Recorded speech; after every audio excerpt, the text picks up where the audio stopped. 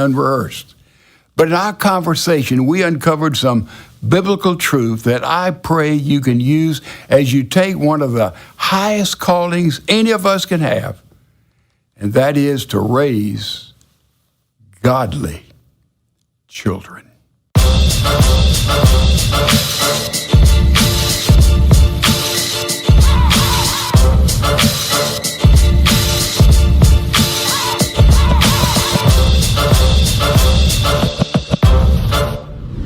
Hey, let's start off talking, first of all, about your own father. Tell us what he was like and what your relationship was like. Right. My dad was the hardest working man in the world. He literally was. Everybody knew Homer Young. They said he got up at 3:30 in the morning. He was at work at 4. If he got a minute late, and he was driven. All during the Second World War, he held 2 jobs. He'd work 8 hours, Mississippi Power Company. He would immediately go and work for a mill company, all into late at night. So there were 6 days a week. When I was a teenager, or a young boy, really, I wouldn't see him. My dad was, when I was a child, a young boy, he played with me.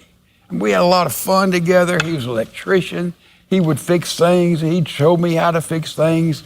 It didn't take, of course, as you know. Right, yeah. But we were very, very close until somewhere in the teenage years, my dad had a health challenge, and he withdrew from me, I felt, as I look back. And I was frightened of him. I stayed away from him. I dealt with him as little as I could.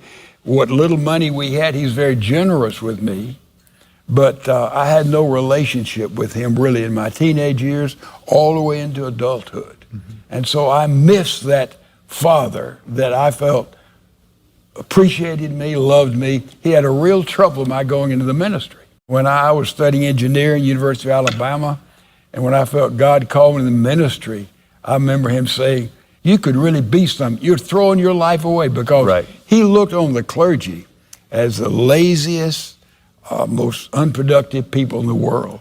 Because early on, he was not a Christian. Now, as he became a Christian, hopefully that helped a little bit, but still he had no high view of my profession. Mm-hmm.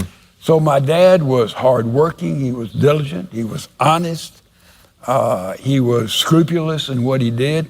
He loved my mother, he loved my brother. I felt it. I'm sure he loved me, though he never said, I love you. Mm-hmm. Different generation, different time, and I miss today, and I miss in that day. I tried. Being when I got older, I tried to sit down and talk with him. It was too late. It just could not happen. So there's a vacuum in my heart that was never satisfied. So to say God is our Father, I had to overcome that. Mm-hmm. And that may sound strange, but that's what happened in my home. Do you feel like at that time when you were in high school and you kind of felt a separation from your father, that someone else came into the picture, whether you were conscious or subconscious of that, to fill that role? Absolutely. My coaches did.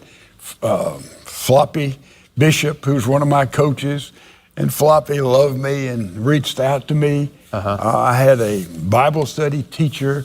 I had fathers of other of my friends were just out there with us, and they got involved in our lives. And a lot of people, God put people in those gaps there for me, and that made a big, big difference. Mm-hmm.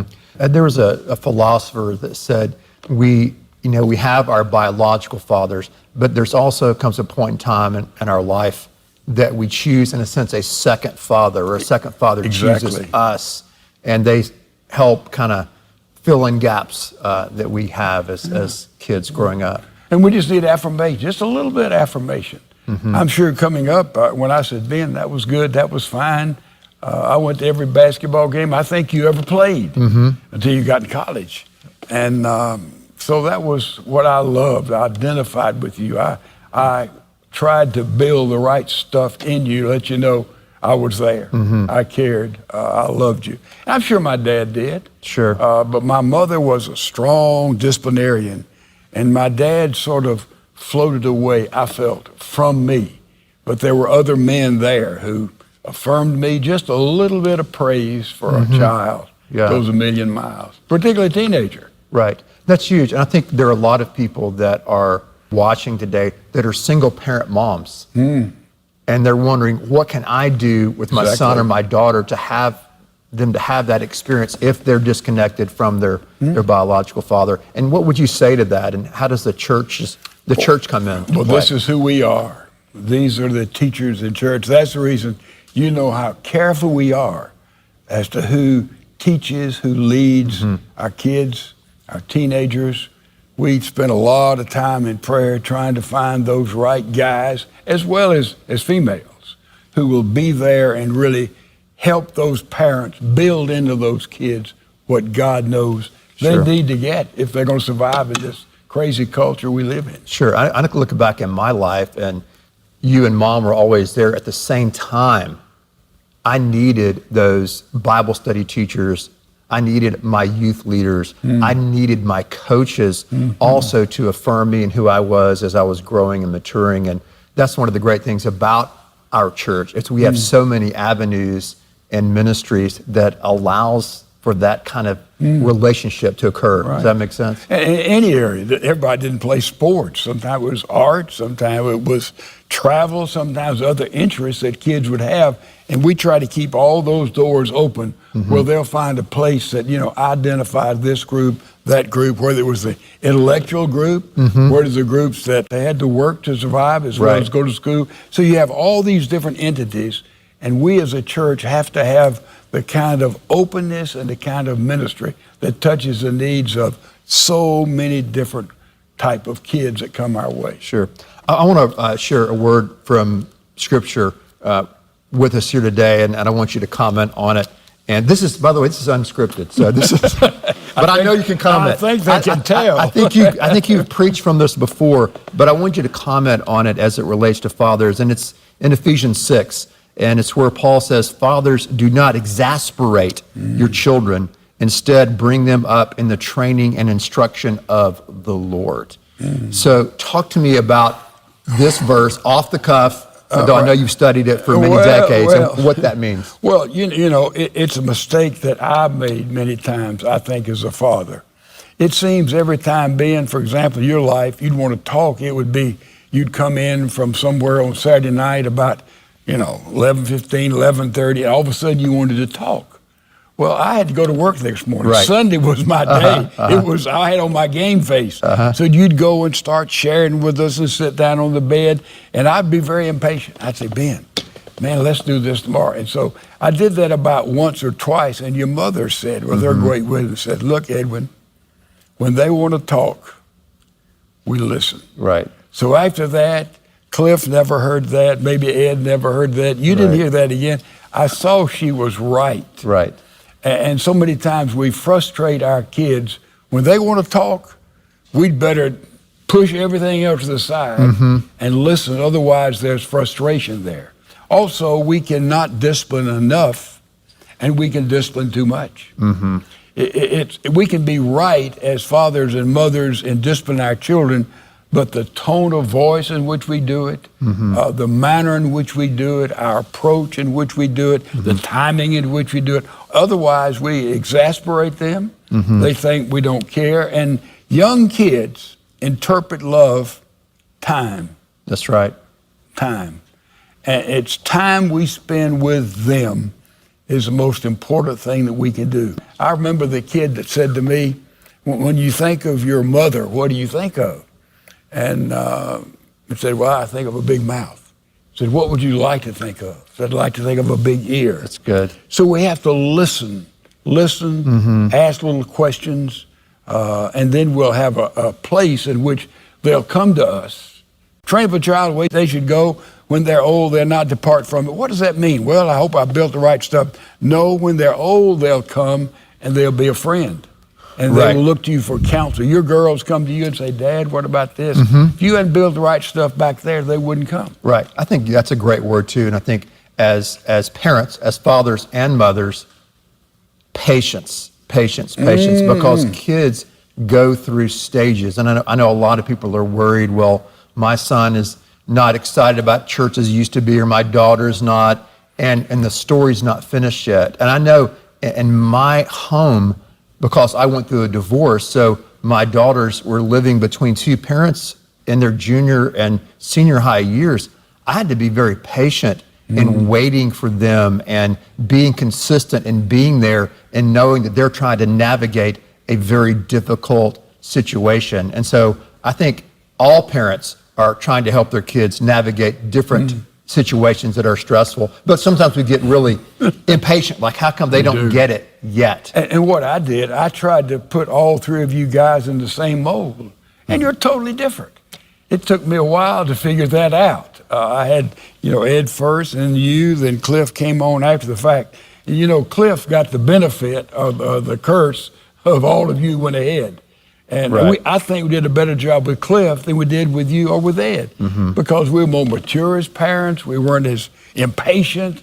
We'd been there before. We understood some of the things he was going through. I think we were better parents. Right. I'd love to do it all over again. Sure, absolutely. I would people too. say, gosh, aren't so glad. I love the empty nest. Don't get me wrong. But I'd love a second shot because I think I'd be a better father with all three of my sons. So I want to impart all that we can, Ben, by our mistakes, what we learned, what we did A+, what we didn't do very well. We need to impart that to this next generation. Sure. And what would you say are like 3 things that you've seen fathers do in your lifetime in your ministry? Either you've done them or you've watched other fathers who were successful in raising good kids. What are some of those key things, if you can narrow it down to 3 or more, that you would Well, I remember realize? Once very, very clearly. I don't know how old you were, but I'd been somewhere and I'd come home and spoken and probably brought a little gift, and I was sitting in the chair, picked up the paper, and I was reading the paper like this, sitting in the chair in the den, and you asked me something, and I commented, and you mentioned this, and I commented, and you came and crashed through that paper. I remember it like yesterday. And you looked at me, you said, "Look at me, Dad. Look at me, Dad." And I learned a great lesson right then. Look at your children. Get down on the floor with your children. Get on their level. Have fun with your kids. That's the first thing we need to impart to our kids when they come in this world. The second thing I would say is to discipline your children, but do it very carefully and very prayerfully. That's good. Discipline them appropriate to age. I see a lot of parents of teenagers, I know what I'm going to do. I don't have anything in common with them. Well, it's not too late, but you missed it all back there in not building relationship. You build relationship with time, with interest, with love, not with gifts. And you build a relationship when they're children, and it comes through naturally. And therefore, teenage years, I can truthfully say, Ben, the teenage years with the three guys were terrific years for me. I enjoyed them more than any other years. Watch them grow and develop and date and all the challenges there. It's because I think that your mother and I, we had built a relationship with you. And she helped me interpret you, and I helped her interpret you. You need the male approach and the female approach to understand these kids. So have fun with them, build a relationship with them, and let them know one thing. Whatever happens, your love does not vary.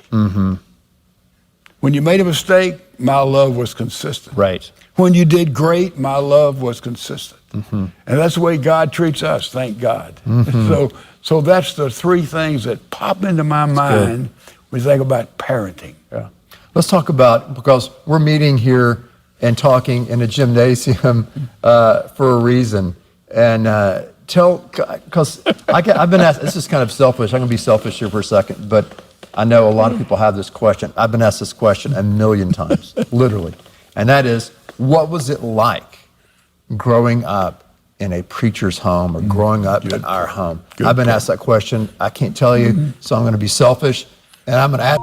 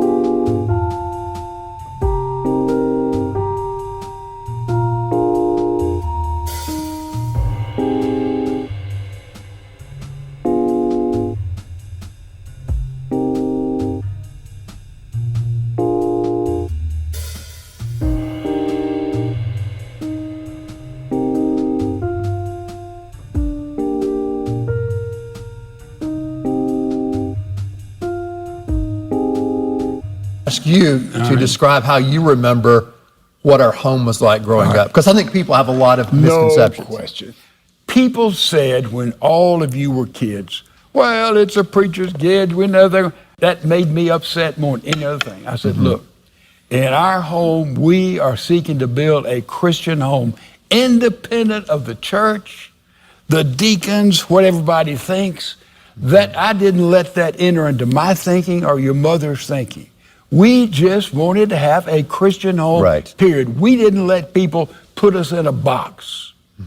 You never heard me say, well, you can't do that because you're a preacher's kid, or you. No, that's not how we built things in. That's so important in the clergy understanding of this. I told the church before I came here, really, when I was talking to the pulpit committee 100 years ago, I said, let me tell you something. I said, if my boys happen to have a basketball game, say 11 o'clock Sunday morning, I'm going to be at that game. I'm going to miss church that Sunday. They looked at me. I didn't mean that literally, because I don't think it would ever happen. Right. But I was telling them my highest priority was my wife and my guys, period. It's above anything else you got here in this itinerary. And I think any parent needs to say they're the highest priority. Your mate first, then your kids. Mate, kids. You keep that right, you're going to have a home that's fun, a home that's full of love. Right, and I think too, what I tell folks when I get asked that question, and a lot of times it's people who are working in the church who will ask, what was it like to grow up in our home? And I would say that you and Mom did not shove the Bible down our throats. You weren't like, hey, you better be sure you're praying every day, you better read your Bible every day. The only non-negotiable is that we're church people. Not because we were PKs, preacher's kids, but we went to church. But you guys didn't shove religion down our throats or brainwash us, as some people would want to use that term. And I think I remember you saying that one of your goals growing up is that our house would be fun, which leads us to the court. And talk to us about basketball and why that's been such a big part of our story growing up. Well, I was a frustrated basketball player. I played in high school. I was average, I guess would be the best word. I got better as I grew older. When I was in seminary, I was probably capable of playing maybe small college basketball, but I was a slow maturer. And in a lot of ways. And I said to people, if I'd been taller, faster, could handle the ball better, shoot better, jump higher, I'd been a good player. Exactly. Make him play pro. I made it up on hustle, Ben. But it was sort of a part that we did early on with Ed. You played a basketball on the floor, and you did the same thing, Cliff. And Ed passed it on to you. You passed it on to Cliff. So that was sort of our game. And we went out and we played in the backyard. We played each other. I played one-on-one with all you guys. And it just evolved into that. We'd watch it on television. My goodness, basketball way, way back in the day. Yes. And so it was sort of my game. And where did I get that? From my dad. My dad, believe it or not, from Cragford, Alabama, when he finished high school, he had an offer to play basketball at Auburn. I did not know that. I didn't know that. Yeah, he didn't do it. He had to go. He went to work. But so it was sort of built in. My dad loved basketball. See, he built a backboard for me and built a homemade rim that was smaller than the regular rim. So, that was sort of, it's one of those things a family passes on. You were a part of that, a victim of that. Dad, talk to us about how the times have changed and how parenting today, for both of us, really, this new generation of fathers, it's new for them. What's different about raising kids today than it was when you were raising us, or even when I was raising my kids?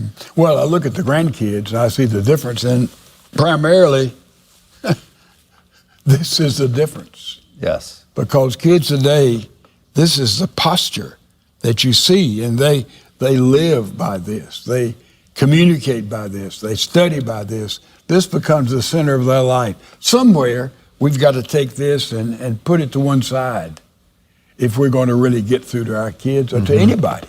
And it's gravitated up to mothers and dads and the way it goes. This is a real problem in our society. It's an asset.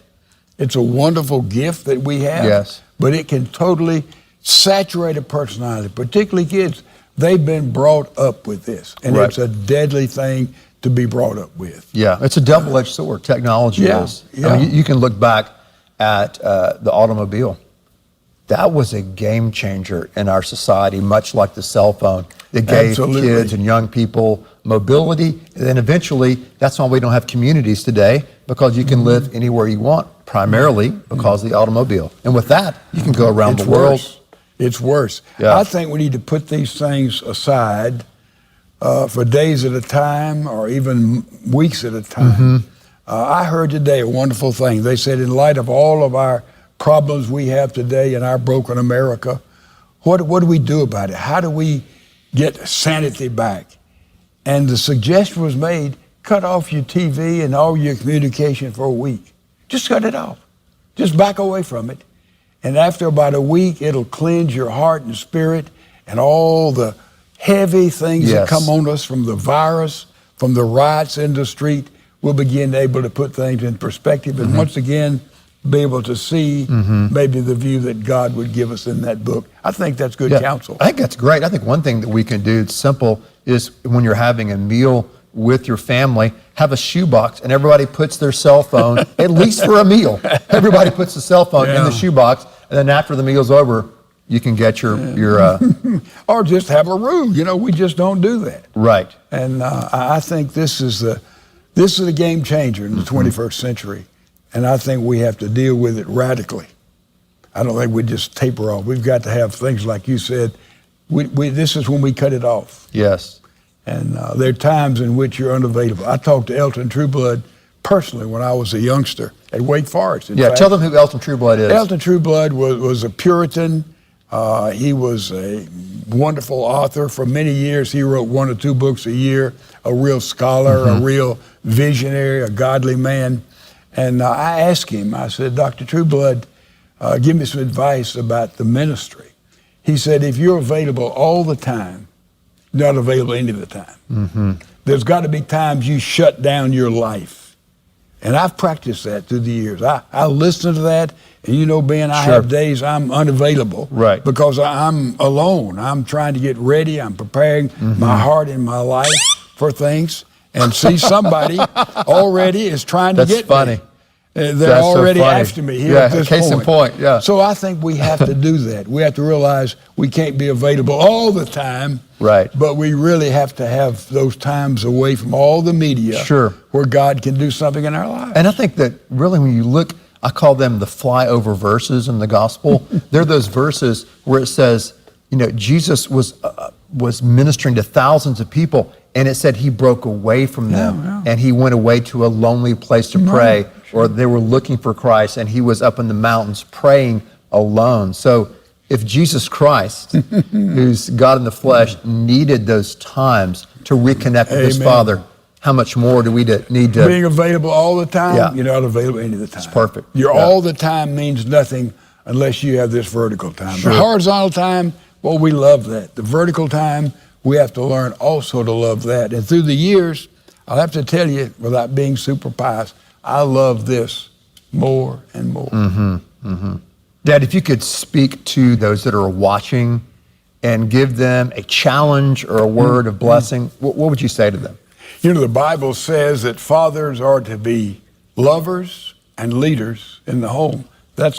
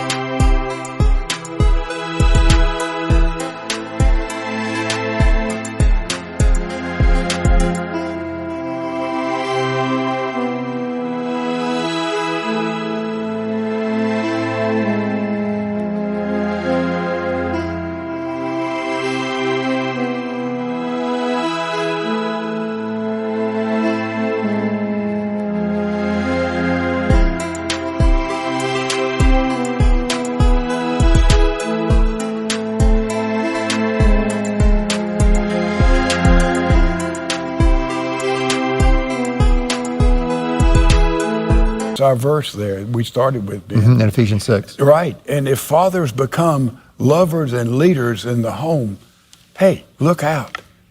There's a real home there. Something will happen that you've never seen before. Recently, I led a father to Christ. He's an older man, had older children, and he went back, and for the first time, it's been about 8 months ago, he said, you know what I did? I prayed with my family. He said, we all wept.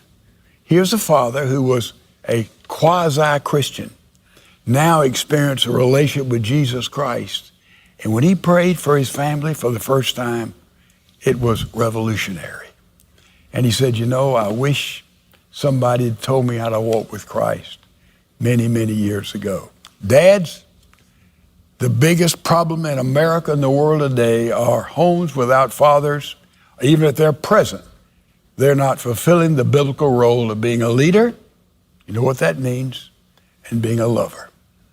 Fathers, dads begin to lead and love, look out. America will be radically changed. Let me right now pray a prayer, if I could, Ben, a blessing upon parents. Sure. Father, I do lift up my hands. I'd love to put my hand on the head of every father here, especially, and every mother here. They truly may walk with you. They will always keep the love light burning, but in their relationship with one another. And let them, Father, look at their kids and ask you, O Lord, how they should superintend